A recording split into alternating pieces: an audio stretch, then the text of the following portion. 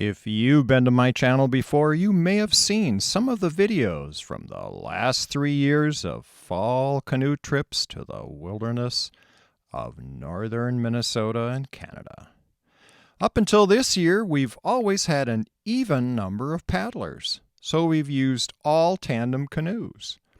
This year, there were 5 of us, and after a bit of deliberation, we decided to take one solo canoe and take turns paddling it. This video is about that unique solo canoe, a Wee Lassie. Here's what our 3 canoes look like beached at our campsite on Lake Saganaga.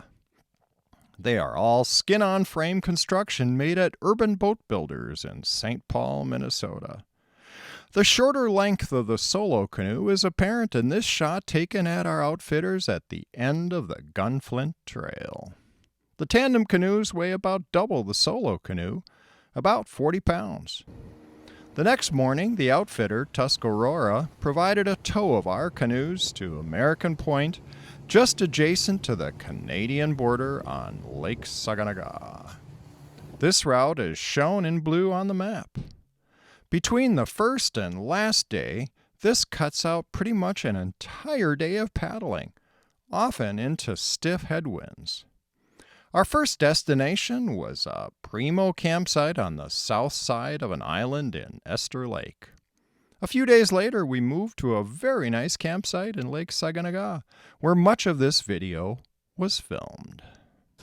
On the canoe trip this year that we took 2 tandem canoes and a solo canoe.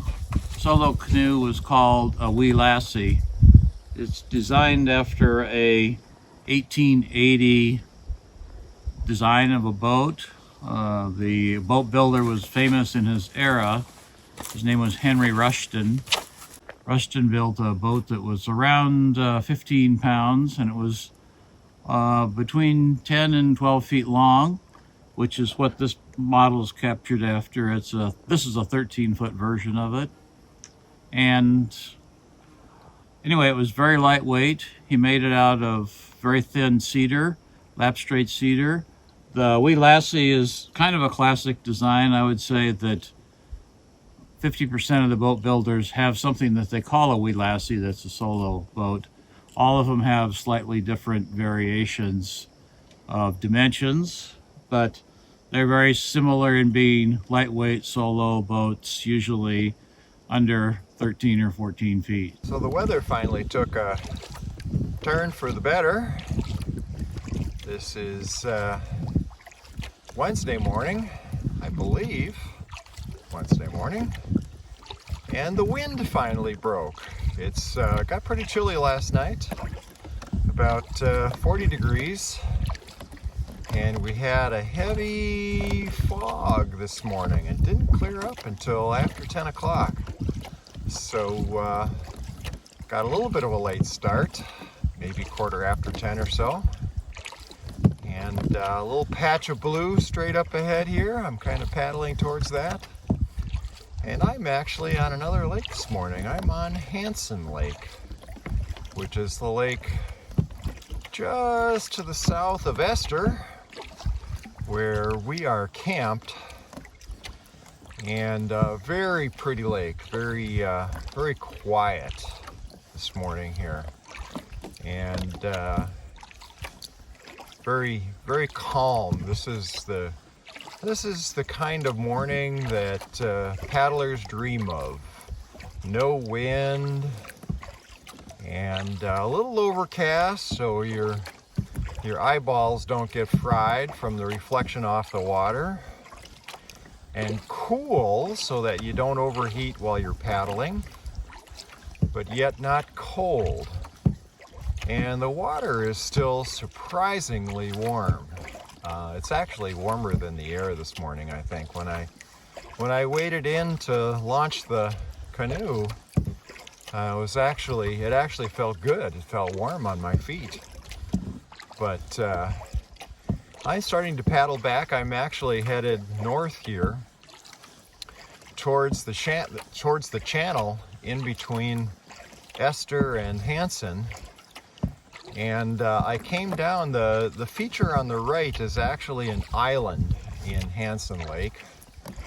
And I came around to the right, to the east of the island.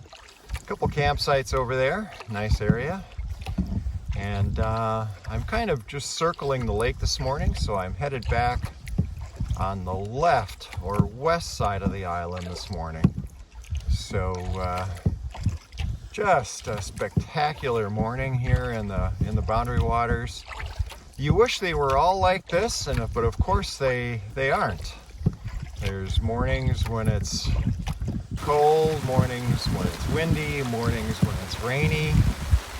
But this morning it's just chilly. I'd say it's about mid-50s right now, which is pretty nice for up here near the Canadian border. So Hanson Lake in the Boundary Waters in the Wee Lassie canoe. You can see she doesn't, she stays pretty close to the water line. You can see at the bottom of the frame, the dark area is the area that's underwater. And we can get through some pretty shallow areas with this craft. So this is a great spot to have a lightweight craft like this.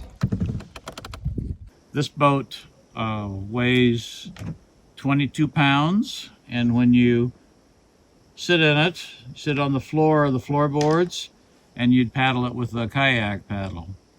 So it actually has the advantages of a kayak, but it has the capacity of a bigger boat, sort of more like a canoe. So we put 2 packs in it, 1 pack in the back and 1 pack in the front. And in fact, the solo paddler could keep up with all the tandem paddlers pretty well. So it worked out very well. It does handle rough water, so you don't need to put it on just placid lakes. This canoe was built by Urban Boat Builders, which is a nonprofit in the Twin Cities. They focus on at-risk youth, teaching them the basic construction of boat building. And in addition to the boat building instructions, they teach them life readiness and work readiness and other things like that. But Urban Boat Builders just celebrated its 25th anniversary this year. And so it's quite been around for a long time, and it's a great organization. This boat is called a skin-on-frame construction. It means you build a frame and then you put a skin over it. In this case, it's nylon sealed with polyurethane. So the nylon is very strong, lightweight, and the polyurethane makes it waterproof. And the frame is on this case, you can see it, is made out of ash ribs, pine stringers, which is the long part, pine gunnel, and then cherry accents for the end whale and the rub rail and the breast hook and the back rest. So for what it's worth, this is how I'm filming this. I've got my little ultrapod mounted on the crossbar there, and then I'm using the Filmic Pro Double Take app to get the profile of me and the forward look both at the same time. So this ultrapod is a pretty neat device if you're into video. It mounts on a trekking pole, it stands up as a tripod, or in this case it mounts right on the boat.